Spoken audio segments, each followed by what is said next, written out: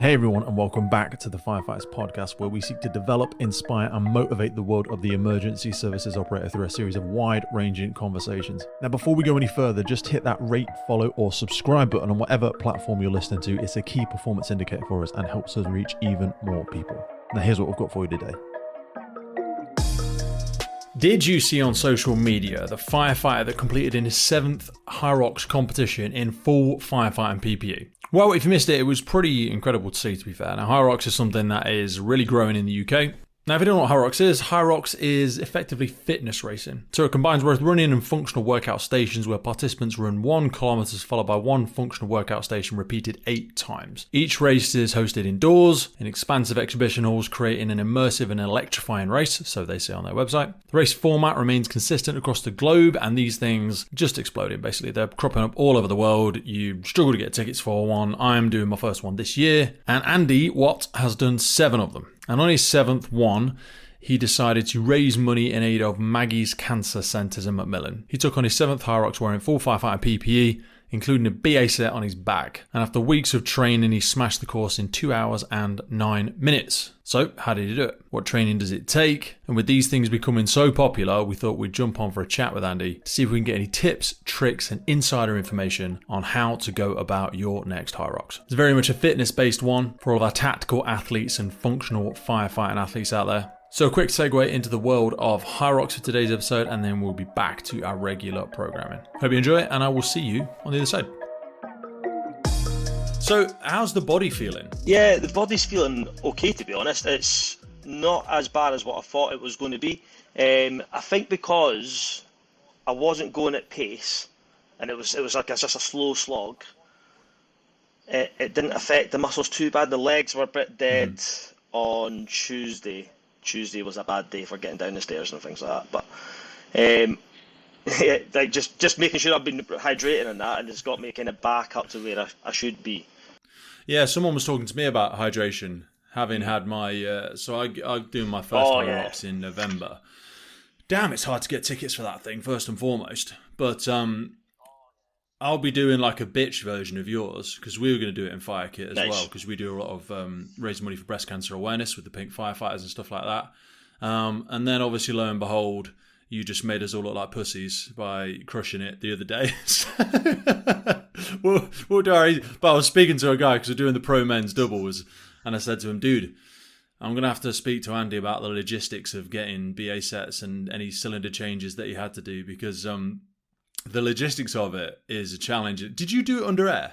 No, just purely because of the logistics of it. It would have probably taken, I reckon, close to 6 cylinders. I suck here, so yeah, just getting them even to the venue. Yeah, it'd be a ball ache, wouldn't it? We had a guy called Mark Pert on the podcast a little while ago. He's a close friend of mine, and he came out to Saudi Arabia. Firefighter. Yeah, he's an awesome bloke. He did the London Marathon under air in full fire kit. I think he did. Yeah, what a beast! He was just fucking ridiculous. He's just Goggins, just less in the public eye, even though he has got a strong social media presence. He doesn't like. He's so self-humbling. Do you know what I mean? He's just so like, oh no, just kind of did it, and fucking hell, that in itself was an event. But I thought the logistical challenge of trying to do it under air, especially in something like that as well. But HYROX is all, but it's different distances. Yeah, that one is a tough one because you had to have different people spotted around the course to do the changes. But so let's cycle back for a second for anyone that's completely unfamiliar with what HYROX is, because you do a lot of coaching with people, you help a lot of athletes in this sort of realm. Give the person that's never heard of it a bit of an understanding of what the event entails, and then the level supposed to which you did it. Yeah, so HYROX essentially is classed as a functional fitness race, accessible for everybody. It's 8 rounds, I suppose. So 1 kilometre run followed by a functional exercise, and it's all done back to back. Your functional exercises are a 1 kilometre ski, a 50 metre sled push, 50 metre sled pull, 80 metres burpee broad jumps, a 1 kilometre row, 200 metres farmer's carries, 100 metre walking lunges, and 100 or 75 wall balls at the end. 75 for females, 100 for males. All done consecutively. Yeah, and it's supposed to be accessible for everyone. And it is, I suppose it is. It's kind of scalable, I suppose, in that side of it, isn't it? Why do you think they've still got the differences with men and women, certainly on the wall balls? I think that's a weird move. Because the wall balls, they do them at different weights anyway, don't they? It's a 6 and a 9 kilo ball, is it? Yeah, they do it at different weights. So it's a 6 for males and a 4 kilo for females. And yeah, 75, I've always thought that's weird, but actually when you look at the... Is it a 6? Sorry, is it a 6 kilo ball? 6 I for, thought it was a 9 because kilo you're doing ball. pro, it's 9. So for the open, it's for females, it's 4 kilos and 6 kilos. In saying that though, I think it's because if you look at the average times, an average male will do it in 1:30 and an average female is 1:35. So there must be some sort of science there to say that, the less reps gets them closer to that average time. Don't you think women are better runners than men? I do, yeah. Like the ultra runners of the world and the marathon. Mind you, I think marathon runners, men might be still ahead. And obviously in the really short 100 metres. But these are kilometre runs, so it's like an 8k run over the total, isn't it? I'd have thought, if I had to put my finger on the pulse, I would say women would be better at the running element, which is predominantly a lot of where the time gets eaten up, isn't it? Yeah, naturally, because I think females are better overall at training lower body. They prefer it, in my experience, they prefer it. Men prefer training upper body, which, when it translates to running, females tend to be better, I agree. But yeah, it must be something to do with just the kind of the strength and endurance elements of not having testosterone and all that kind of genetics into it. But given the way that they've scaled it with the balls, I was just surprised. No, people have thrown a bit of a stink about that. When we were out in Saudi doing the toughest firefighter alive, it was only in the finals where they let the women. Now, Saudi and the culture of Saudi, we're not going to get into. They're still a little bit prehistoric with some of the men-women stuff. It's a bit weird still out there. But it was only in the finals where they let women use the same weights. So they're the same weight dummies, the same weight hose packs, and all that sort of jazz. And a lot of those women, when they were doing the sort of competitive rounds, were like, why can't we lift the same weights and all this sort of stuff? And I get it for the very small number of female athletes that really are at that highly competitive level. But I think like you said, making things accessible for everyone. And I think functional fitness and CrossFit has done a lot for this. Don't let progress be the enemy of perfect, is what I always think. Like, okay, the men are cleaning 100 kilos, everyone should clean 100 kilos. Well, actually, that's going to be incredibly demoralising for the 98% of women who can't even lift it off the ground. And that's not a sexist thing. Like, we're not going to get into the boy-girl self-identifying conversation. We were just talking... It's not science. Yeah. It's science. That's a weird one, isn't it? So what was your drive to do this on another level? And just give people an understanding of what it was you did do. This episode of the podcast is brought to you by Gore-Tex Professional Fabrics. Now, we all know the working environment of a firefighter is filled with challenges. We face serious risks on the job, such as heat exhaustion, burns, physical and mental stress, and we frequently come into contact with high levels of toxic chemicals. Now, I have been wearing Gore-Tex for nearly 2 decades on the front line, working in hostile environments, tackling challenging incidents from firefighting to water incidents and in urban search and rescue environments. Gore-Tex have a well-earned reputation for protecting professionals in the fire and emergency services through their family of highly innovative, waterproof, breathable moisture barriers that exceeds global performance standards and are trusted worldwide. Gore-Tex, going further together.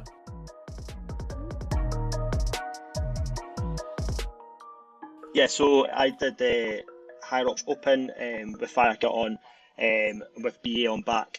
I started with mask on, LDV out as well, and helmet on, but I did regress as I went through because it did get pretty stinking. The drive behind it was my mother-in-law passed in December with cancer, and just something I always try and do whenever someone close to me passes is try and raise some form of money for a cancer, which just helped them along the way. Or sorry, not for cancer, for a charity that's just helped them along the way. And I thought staying in my lane as a HYROX athlete and a HYROX coach would get the most awareness, and then kind of combining my main job as a firefighter into that, which would build up the awareness that I wanted to raise a decent amount of money. So I think we're sitting at £2,000 the last time I looked, which is double what I was aiming for, which is great. So it definitely worked. And it was actually your pal, Zach, I seen in Glasgow do it, doubles. Yeah.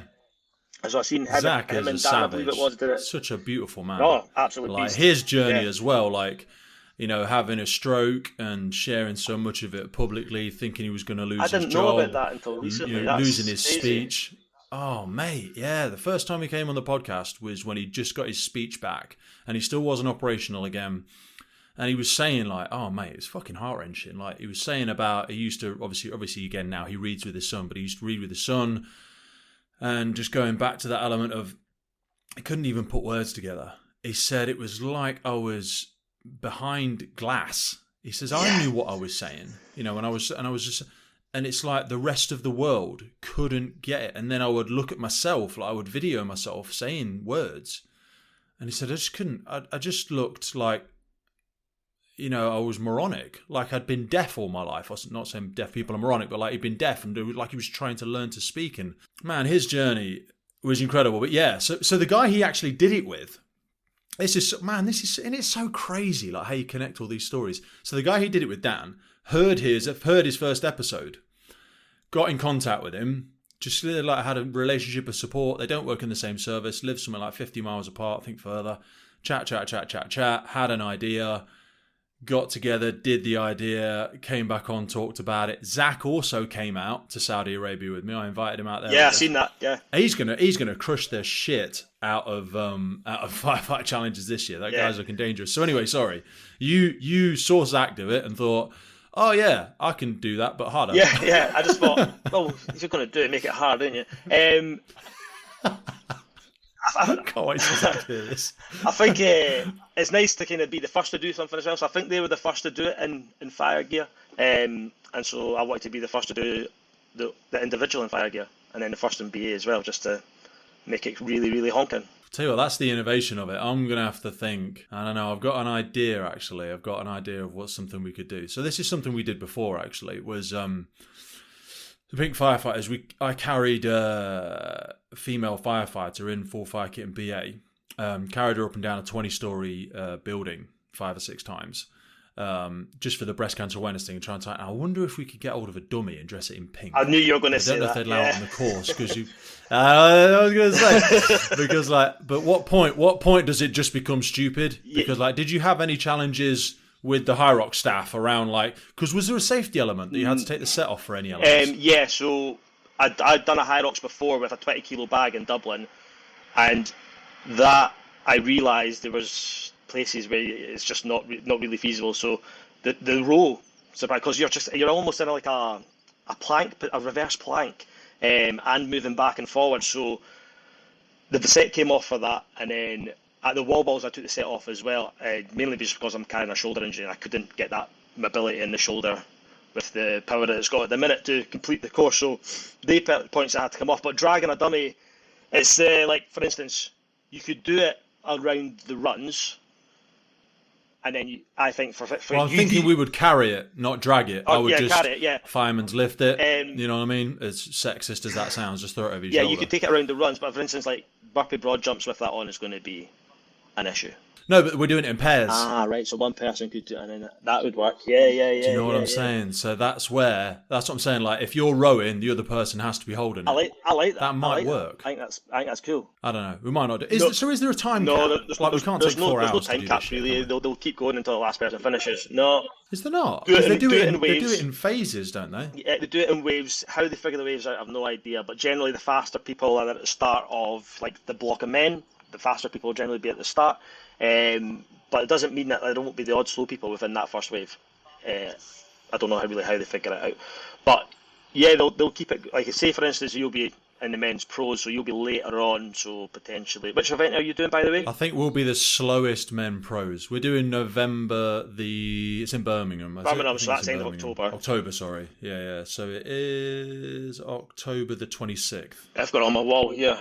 So you'll be later on, because you're doing the pro. The pro ones are always like after 7 o'clock. In the evening? Yeah.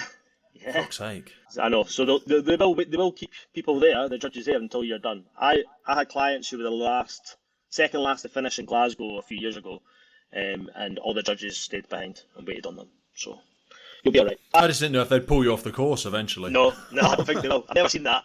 But the person to speak to is a girl called Nat Voyle. She's the race director for the UK. Wicked. Could you send me a contact after that? Yeah, if you've got a contact with her, send me a contact after this. We won't share it on here because HYROX is getting so goddamn popular, she'll hate us forever. So talk to us about, and on that note, so this stuff is becoming super, super popular. Like, you now train and coach people for this. You've been doing it for a long time. Why do you think it's become so popular? Because I feel like it is very CrossFit functional elements of it, but like I tell people I train CrossFit, but I don't really, because it's the easiest thing to probably plug it to, because I don't do the silly gymnastic stuff, because I'm really heavy and I've got so many injuries from years of strongman and steroids, basically. It's hurt my body too much. So like I feel like this sort of races are really, as you've already said, like really accessible. Why do you think they're so popular? The biggest reason they're so popular is their marketing is very, very clever. So you finish your race and they've got photographers all around the race, and then they email you saying, oh, we've got all these nice photos of you, it'll cost you £30 for them. Everyone buys them, everyone posts them, all their friends see them, and then they're asking them, what's this that you did at the weekend? I've seen photos on your Instagram. I think we've spent 200 quid for our pro men's. I think it's 200 quid. It'll be around that, something like that. It's not cheap. No, it's not cheap. And to be fair, when I started, it was around £80 for a ticket, and now you're averaging over 100 easily. If you can get one at all. Yeah. Well, you've got to be a member of a HYROX gym to get the pre-access code. Even then, I got access to a pre-access code, gave it to my clients, and they waited until the next day, and then the pre-access was gone. So even on that, you're not guaranteed.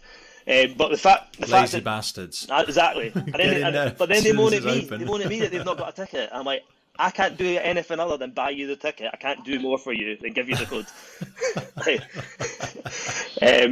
And then the fact that, like you say, it is very accessible in the sense that anybody can do it. You will finish it. I'm a firm believer that anyone will finish it if you have a very base level of strength. If you're able to carry yourself the distance, then you will be able to do it. And the fact that they make it accessible to people with disabilities and stuff as well by making adaptations for them, it definitely helps them along the way. They're not excluding anyone at all. In other news, this episode is brought to you in partnership with MSA Safety. Today we have them to thank for the improved firefighter safety through connectivity in their brand new connected firefighter system. At the centre of the connected firefighter platform is the MSA M1 SCBA with telemetry. You can view battery life, air pressure and estimated time remaining either independently on the M1 itself or from the Luna connected device screen. Also, still with the air status, alarm information, search status and all of this provided to the incident command for confident decision making during the scene. That integrates straight in with the Luna system, which is a wireless all-in-one device creating an independent search and rescue network, providing edge detection, enhanced personal thermal imaging, while simplifying post-scene reporting and data retention. One of the key parts of the Luna is their FAST system, the Firefighting Assisting Search Technology. This combines directional and distance information with thermal imaging to help find separated teammates and decrease response time. It actually connects you to the other crews in the vicinity for a unified search during the time of mutual aid by instantly notifying the network of Luna devices when there is a downed crew member, allowing for a prompt search and rescue.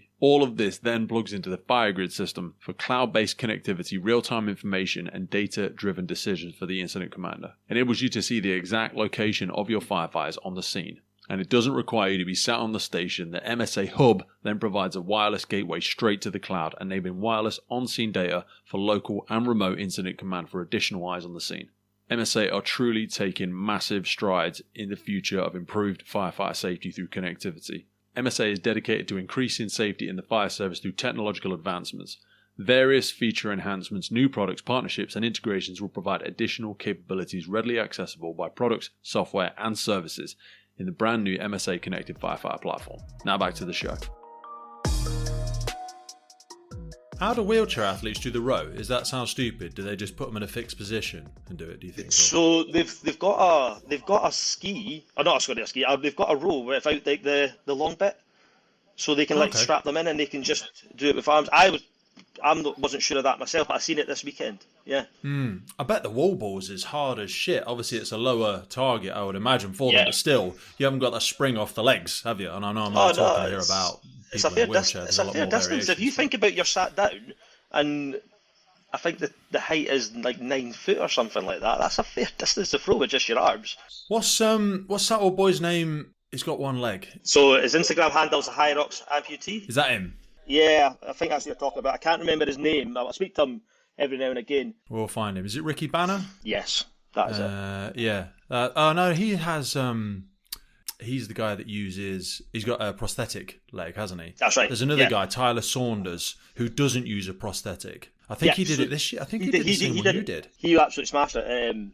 But like, What a savage! Fucking hell! I know, but this is it. Like, loads of people have been messaging me saying amazing stuff, inspiration. But then I'm looking at these guys thinking, that's inspiration. That I know, mate. that is it.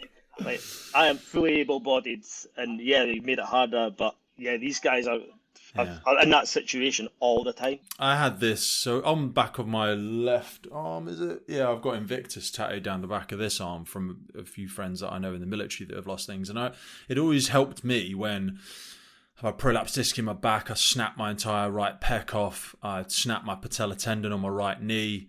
But it made me look at those individuals and go, yeah, don't be that guy that just becomes fat and unfit and goes, yeah, I used to be fit and strong once, and then I had a little thing, and then oh no, it was a massive thing though. I tore my entire pec off, I snapped my entire knee, and you're like, yeah, that guy's got one leg. You know, this guy's got no arms. Yeah. You know, where's the triple amputee Mark Ormrod, who does like triathlons with half of one arm or some shit, or one arm, and you're like, oh, yeah. It's so hard, though, isn't it? Because we don't want to take away from people that are doing this for the first time, and it is scary. But know that a lot of this stuff is just long, hard, boring shit. But the fulfillment you get from it is huge. Yeah. If you can stick into it, if you can just dig deep and go for it, you will get it done.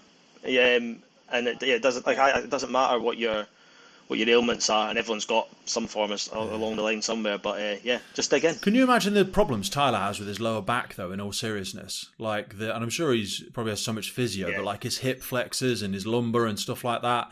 Because I see him doing cleans and stuff with like 40, 50, 60 kilos, whatever, on one leg. You know, and I'm like, wow, that is insane. You've got to be having some serious physio. But anyway, it's that improvise, adapt and overcome, isn't it? So give us a little bit of an update on your kind of background, because obviously you did it in fire kit, but you've had like several chapters of like your service life, really. Yeah, so I first joined the forces when I was 16, so 2003, into the signals. So I was just like a young pup, and yeah, done my training out to Germany, and then from there out to Afghan when it was quite tasty. So that was on HYROX 6. Then again in 2008 in HYROX 8, that was the proper tasty tour. So we were up in Sagan DC at that point, and there was all sorts of bad stuff going on. It was so bad, to be fair, that was one of the reasons why I left in 2009, because I'd been to Afghan twice in 3 years, and I was just looking at the injury rates that were going on at that time, and the chances of you coming away with nothing. I think 16.6 went away again in another 2 years, and I was just like, it's not worth it at that point. But once leaving, there was definitely a void in my life. So that's when I did my coaching course, became a PT, but it never really kind of fulfilled that career and camaraderie that I was missing. So ended up rejoining, but the RAF as a firefighter, because the firefighter was a role that I was looking at.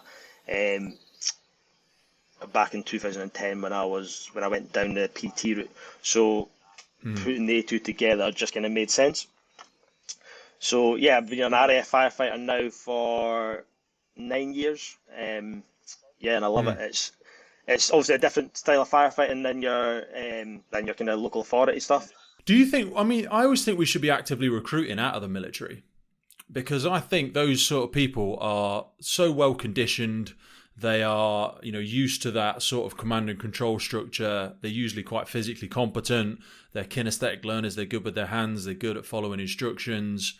They have a certain element of mental resiliency. But I also think, like, we had a lady called the Chinook chick, Liz. What a name. McConaughey. I know. She was the first female Chinook firefighter, Liz McConaughey, and that's her book, Chinook Chick.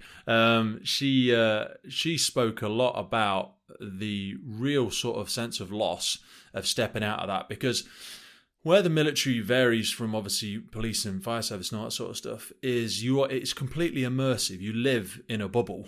You don't have really access to the outside world. All of your friends, your family, you probably meet your partner in there. You fully become institutionalized. Yeah, 100%. Yeah, and I think that's definitely what happened to me. I missed that world, and to the point that I don't think civilian employment suited me at all anymore. And and as soon as I went back to the forces, everything just clicked back in together.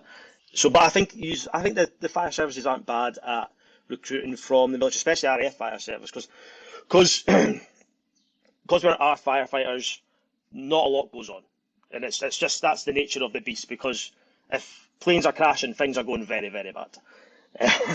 We have the young guys come in and go, oh, it's a bit boring, there's nothing much to do. I'm like, yeah, but if you think about it, if you're wanting something really, really bad to happen, to make your life interesting. So a lot of guys, they can't handle that inactivity, I suppose, when it comes to fighting. I think I would struggle with it. Yeah.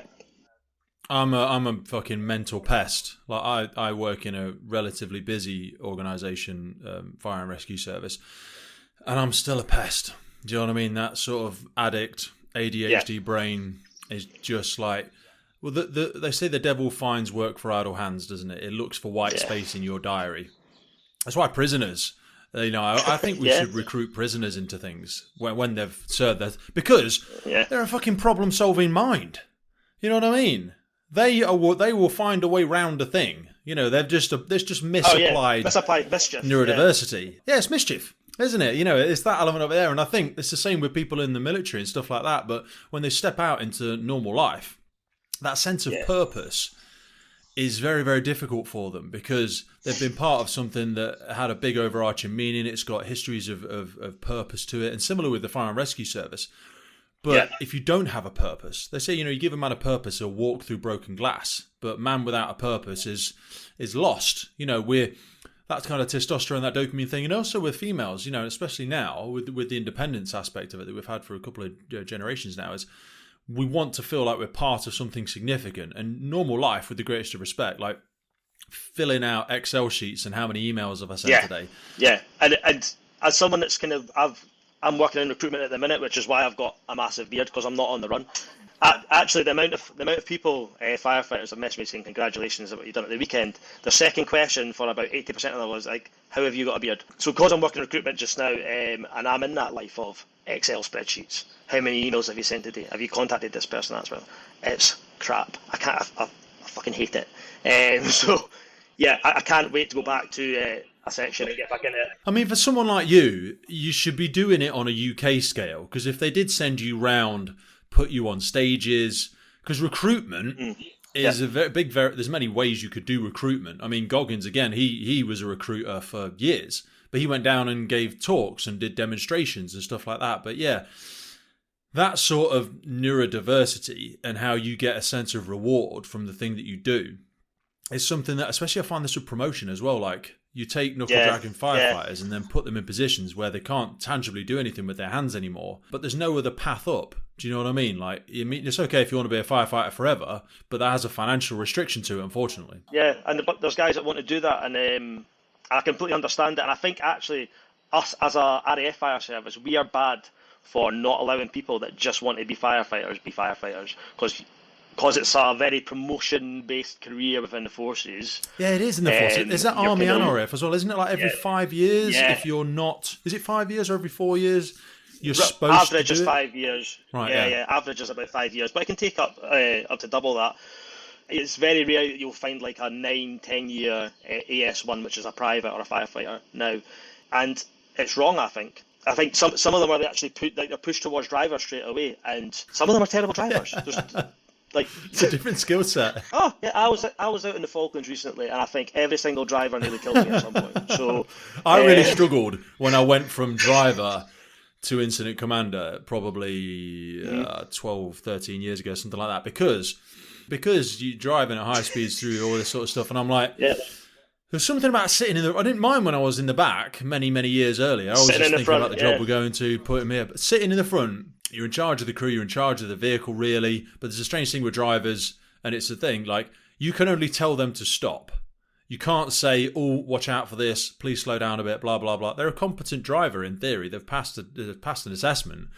But you also see so many horror stories now of getting smashed on intersections. And I saw a video again recently, two fire engines coming down in a forked road, and because of that echo of the siren, they didn't know where the other one was, and they just hit each other straight on that. And I'm just like, oh. But no, it's scary. Yeah. I really struggled, like, for the first year or two when I became a commander, to sit in the front and not be in control of what we're doing.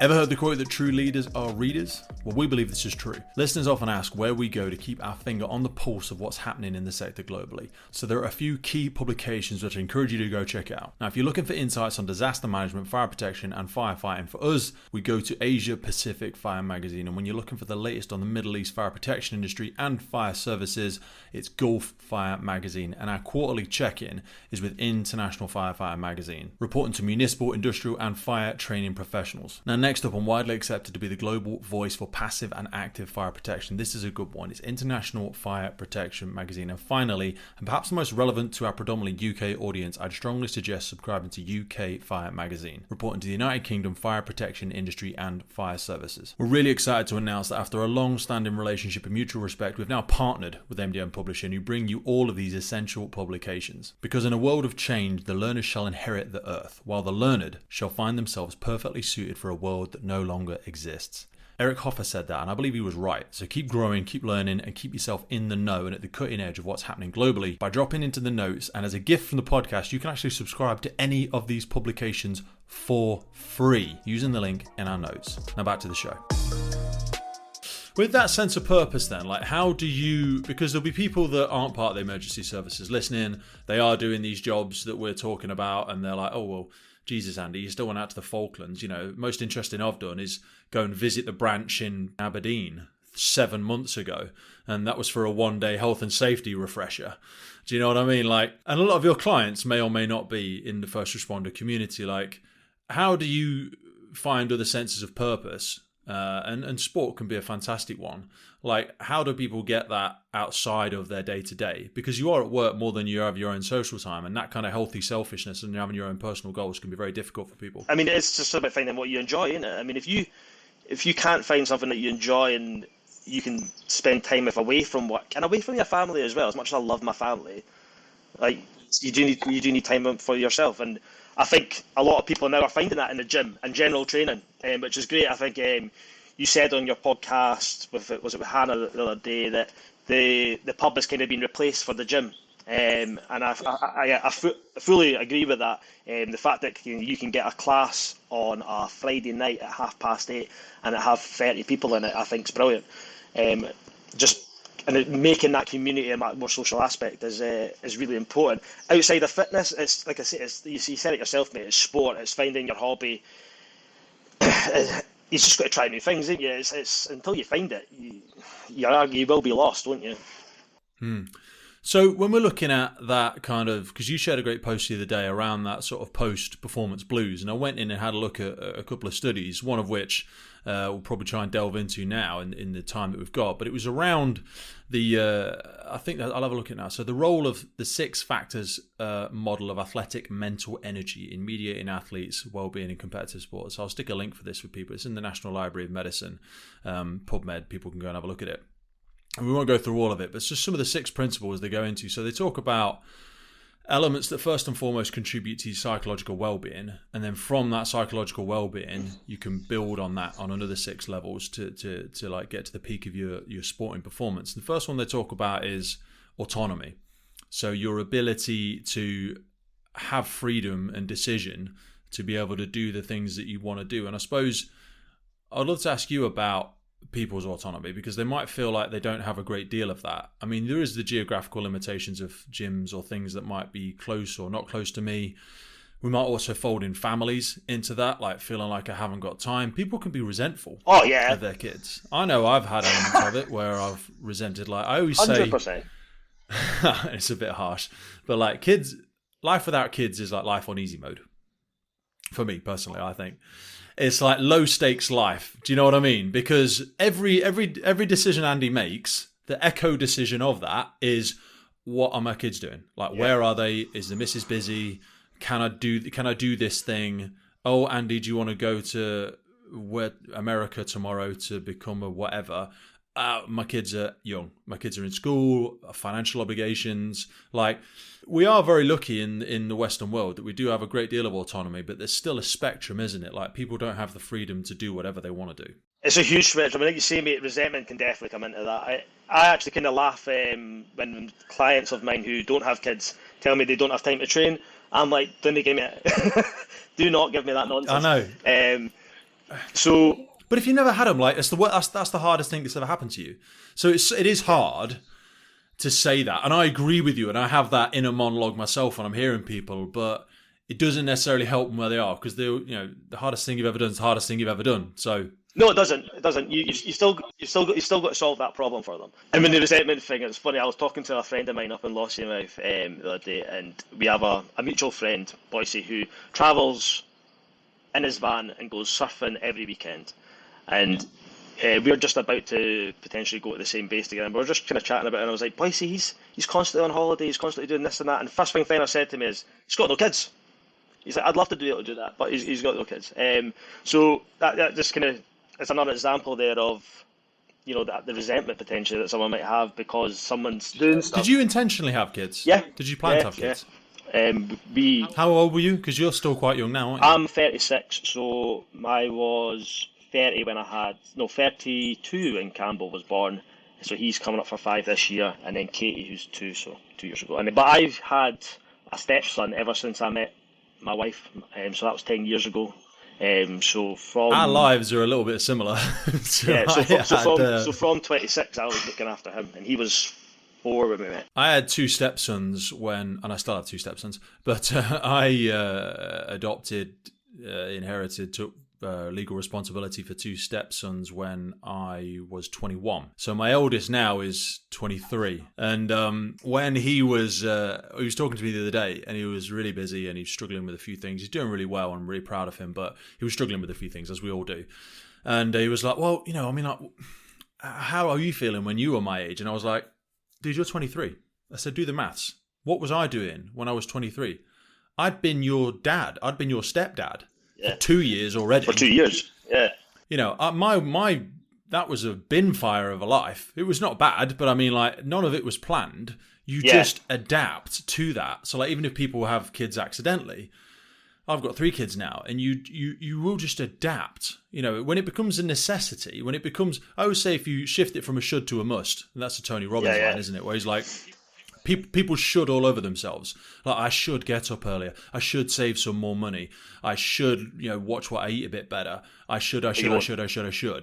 When you've got kids, it becomes a must. Like, very few people have to get told to feed their children. Very few people have to get told to provide a warm bedroom for them with at least a clean sheet every now and again. Yeah. It becomes a must, it becomes a values thing, doesn't it? But then, like, so many of us, and I feel so bad for women on this, like, they sacrifice so much of themselves. Yeah. Because all their stuff becomes a should, and the kids become a must, don't they? Like, they sacrifice their body, sometimes their friend circles, sometimes their career. And then after the kid becomes 5, 6, 7, 8, 10, 12, 16, whatever, they have to kind of rediscover themselves. And I'm sure you probably work with a lot of women in that sort of 30 to 40, maybe older bracket, who are rediscovering their fitness, which I think is another great thing that you do, and a lot of the functional fitness coaches do, is helping people find that second chapter in their life as well. They do feel properly lost, like, and you're right. They come back to you and they say, "I want to get back to my old self." That's a classic line. I want to go back to my pre-child body or pre-child mindset or whatever it may be. It takes a lot. Like you say, it's not necessarily always a choice. Life just hits you. Do you think you can get back to it? Yeah, I think you can get back to definitely that sort of mindset. I mean, you're always going to have your child to look after, and you're always going to. Doesn't matter if they've left the house. You will always worry about them, I think. I think it's like the new normal thing. Like post-COVID, we spoke about the new normal. There's the old phrase where they say, a man never walks into the same river twice. because the river's changed and so has the man. You can find your new best, but like, I'm not going to be the same. I can't rediscover the person I was when I was 21 because I know too much now. I've changed so much. My body's changed, my life's changed. I'm older. My biochemical makeup is different. Now, that doesn't mean it's unachievable, but you have to reinterpret what success looks like for you. And I think even just to be more like that person is yes, is a more achievable, and it's probably more what they mean. What are some of the fundamental things that you speak to people about when they're trying to rediscover some of this stuff? Because the internet is a very noisy place now, and there's a different fad every week, and most people are just recycling and reinventing old principles that really haven't changed in a very, very long time. Like, most people try and talk about step number 73, and they're like, oh, Andy, how many branch chain amino acids should I be having at 4 p.m. in the afternoon? And you're like, bitch, you're not doing steps 1, 2, and 3. What are some of the fundamentals you speak to people about?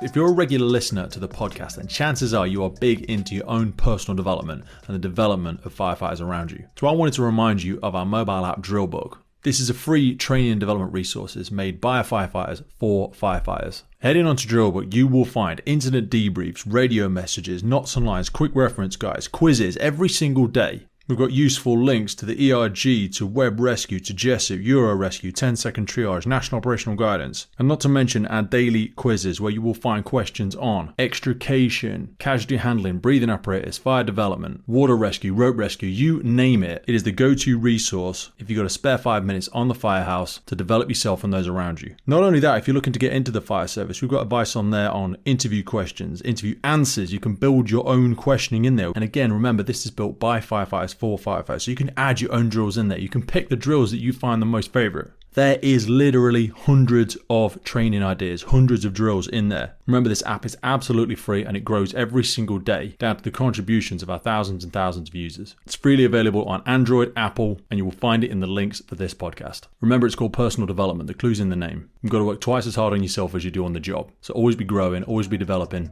Now let's get back to the show. Like you say, mate, people want to talk about the end goal, and actually, it's, for me, I think just getting people into actually good habits, because people live such sedentary lives now that actually just getting them moving is actually half of the work. Like if you can take someone from 5,000 steps a day up to 12,000 steps a day consistently, I reckon you've probably added 5 years onto their lives. So basics is what I try and preach. Like you say, there's no need to be taking branch chain amino acids if you're getting the correct diet and things like that. Just really simple stuff. Where do you set up with sleep? For myself or for my clients? Oh, I don't know if there'd be a difference. Go on, give me both versions. So for sleep, there isn't really a difference. I always try to aim for 8 hours. And when I'm in a good kind of habit space, if I'm getting up at 6, it means I'm in bed with nothing on from 10 o'clock, which my wife hates when I'm in that situation.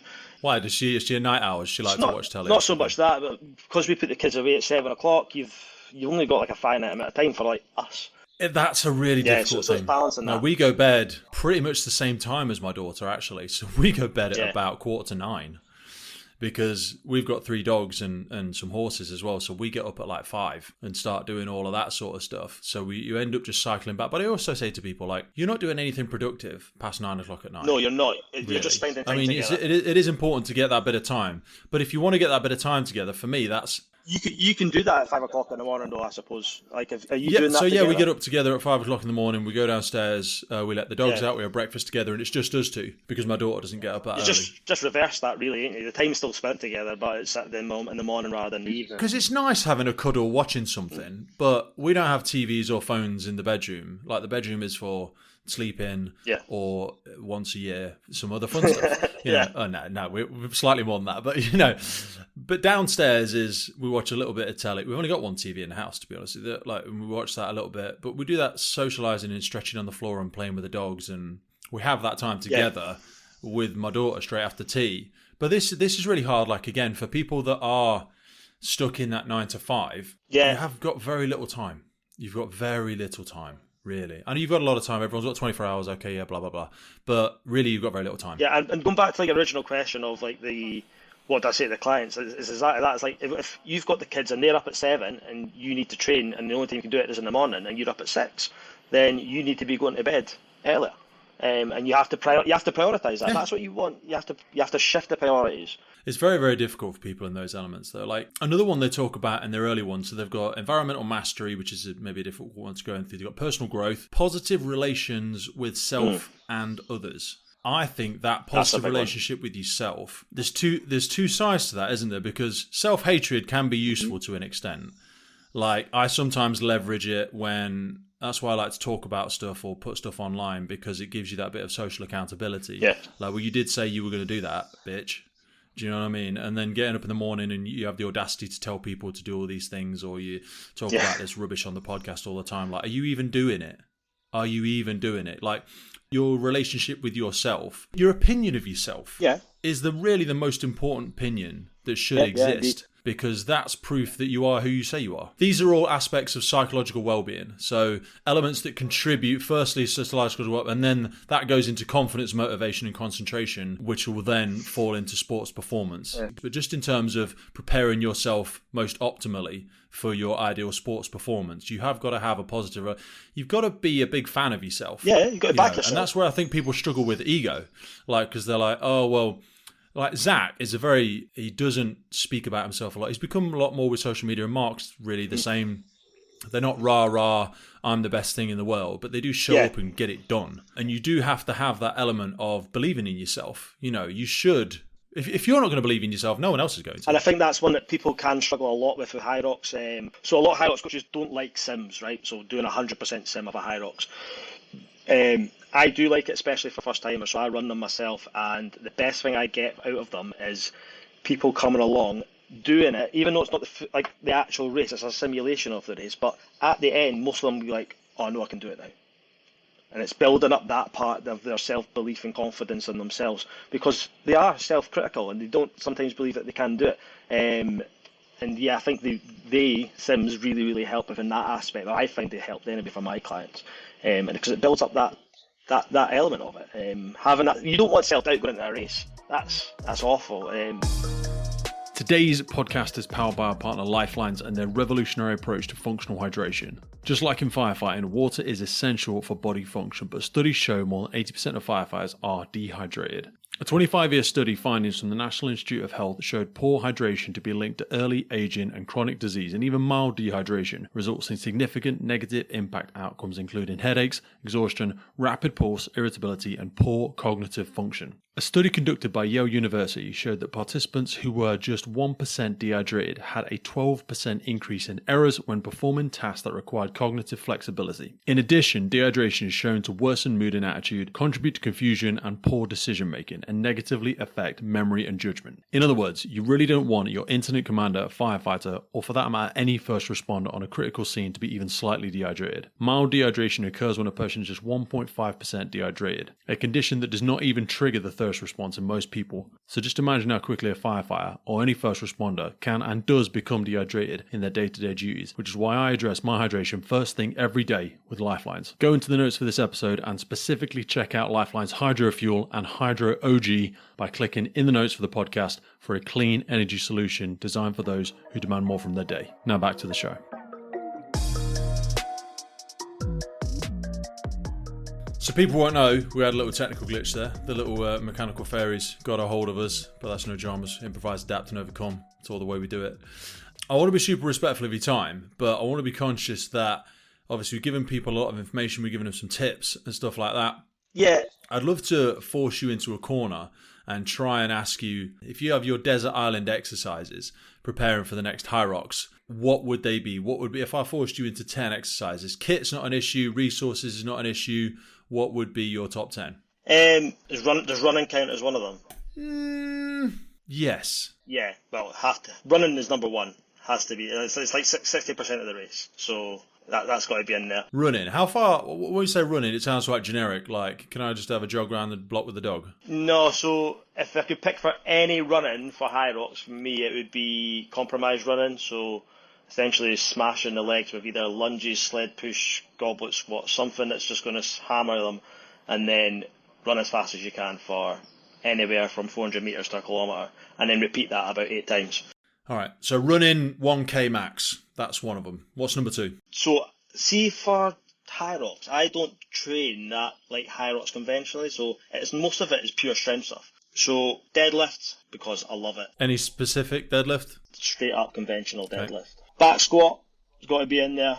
Okay. Building up that leg strength. Push press, because putting heavy stuff over your head is important. But if you can What's do your rep range on 20 these? reps push press. I was going to say. So for a deadlift, it would be quite low. So anywhere from 3 to 6. For things like push press, it'd be probably 12 to 20. Okay. Because what you want to do is build up that endurance in your shoulders for when you get to the wall balls, you can give your legs a bit of a rest. Sled push, got to be there. Any weights on there? Weights and distance?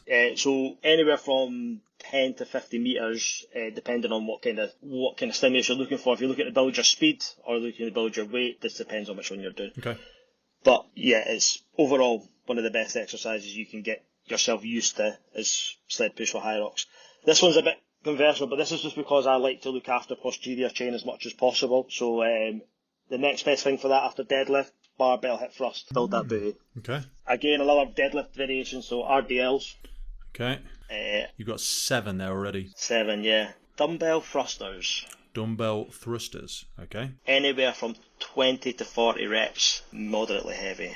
So we're talking 2 dumbbells at the shoulder, dropping into a squat, driving overhead. Yeah.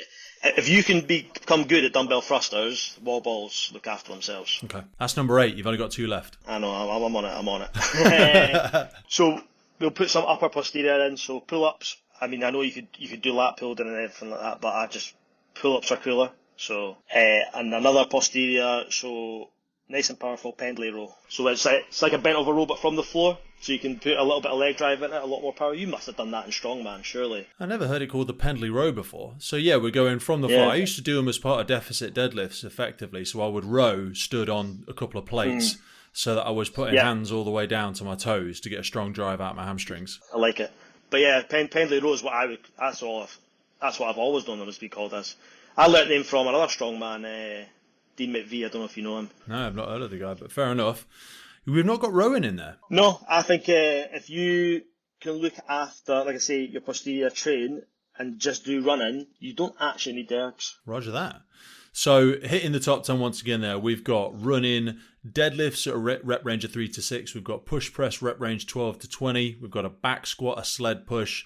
We've got barbell hip thrusters, RDLs, dumbbell thrusters, pull-ups, and the pendlay row. I'll give you one last option if you want to swap any of them. If I could swap any of them out, I'd probably... because you've got the push press, you've got the push press, but you've also got the thruster in there. Yeah, I would maintain that. Okay. I would still maintain that. I would take the pull-up out, because it's not massively HYROX based, I just like pull-ups. And I would put in a burpee box jump, but you could put any variation of burpee in there, to be honest. Burpees are one of those frustratingly simplistic elements that really explore all elements of your functional fitness, don't they? Why did you go back squat instead of front squat, just out of curiosity? Because I never really liked front squat. So I much prefer... I've kind of came from a strength background before going into HYROX, so I just prefer the back squat. It is probably more functional towards HYROX and something that I do give my clients, but for me, I stick to back squat or a safety bar squat. I find front squatting is very, it can be a little bit exclusive just because of the mobility that's required in it. Mobility, that's where I have your shoulders and your scaps and all that sort of stuff. When I was massive, I was like 24 stone. I couldn't do I had to do front squats cross-handed at the front. I couldn't. No chance. I still do that. Yeah. I still do that. Yeah. I'm trying desperately to be able to get into that front rack position more often so that I can start doing some proper power cleaning of any respectable weight. But it is, you've built yourself into a bit of a lump sometimes, and the mobility is really hard. Yeah, and that is, I think, a problem for someone of our age, shall we say. Yeah. You've never really kind of stretched the lats to the extent that you need to get them in that high front rack position. So yeah, that's again why I think CrossFit can sometimes be a little bit dangerous for people. Is that yes, anyone can do it and all that jazz, but what's your outcome? Do you want to pay that cost for just being in that club because you have to do your front thrusters and all this sort of jazz? It's like you might be causing a bit more damage than you need to. You know what I mean? And you do feel a little bit left out, even though they'll scale the workouts up and down. You're like, but I just can't do that thing that everyone else seems to be doing. And that's, I think, where HYROX becomes more accessible than CrossFit, because people look at the technical elements of CrossFit and it scares them. And they look at all the different elements of HYROX and they think, I can do all of them individually. And they've just got to put them together. It's probably why I don't train CrossFit, because I'm crap at cleans, I'm crap at snatches, I'm crap at handstands. So... But people think that's the only way now, don't they? If they want to hack the gram or they want to find that next element. I'm not putting it down. I think CrossFit's incredible. Zach's just dropped me a message as well, by the way, because I just said I was having a chat with you. And he's like, tell him I love him. Got a big lump in my throat. So Zach sends us love. He was well impressed with what you did as well, mate. I want to be respectful of your time, but I'd be remiss if I didn't tell people, where's the best place to find you, mate? Sort of what's coming up for you and where's the best place if people want to find you? So what's coming up, I've got a few different things, potentially doing AFX in Glasgow in June, a bit of DECA strength or DECA strong in July, then HYROX wise Birmingham, mixed doubles with my partner Lottie. And you're doing the same one as me? I'm doing mixed doubles, not pro. No, but you'll be there. I'll be there, yeah, I'll Wicked. be there. Yeah. Let's meet up. I think Zach's doing it as well. Yeah, definitely. Awesome. We'll all be there. I'm doing the ATHEX at the end of August. Was that one Birmingham, is it? Where's that one? Yeah, it is in Birmingham. ATHEX in Birmingham. Doing that with Sarah Bromley, who's another incredible firefighter from the UK. So if I don't see you then, brother, I will 100% see you at HYROX. Thank you for all you do, mate. Really appreciate it. Thanks for kicking ass and taking names and inspiring everyone. Also, the best place to find us. Yes. So that's on Instagram at Alpha13Fitness. That's where I am. Beautiful. Yeah. It's been awesome to chat, mate. We'll put all those links underneath here if people want to find out. So again, once again, you will find Alpha13 Fitness. That's all one word. You'll find them on Instagram, but just look underneath here. You'll find the link to it, and then from there you can go to the solo Alpha Fitness elements as well with the link tree there and find out loads more information. If you're thinking of doing a HYROX, if you want somewhere that's actually been there and done it and can give you a roadmap, because it's going to be something that's only exploding over the coming years, and I think people will benefit a lot from your help and support, mate. So really appreciate it. Thank you. Yes, sure. Thanks, mate. The Firefighters podcast was created to recognize, acknowledge, inspire, and hopefully even motivate these incredible individuals who have chosen to be part of the first responder community. Our driving purpose is to create a legacy resource for the current and future generations of firefighters and first responders.